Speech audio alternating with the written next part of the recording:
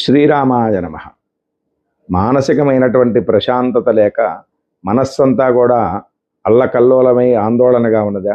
ఆ దోషములు పోవడం కోసం చంద్రగ్రహ సంబంధమైనటువంటి చంద్రగ్రహ అధిష్టాన దేవమైనటువంటి పరమేశ్వరుని గనక ఈ మంత్రంతో ఆరాధన చేసినట్లయితే, ఈ మంత్రాన్ని పారాయణం జపం చేసుకున్నట్లయితే ఆ దోషములన్నీ పరిహారమైపోయి మానసికమైనటువంటి ప్రశాంతత కలుగుతుంది. ఆ మంత్రమే చెప్పబోయేటువంటి ఈ మంత్రం.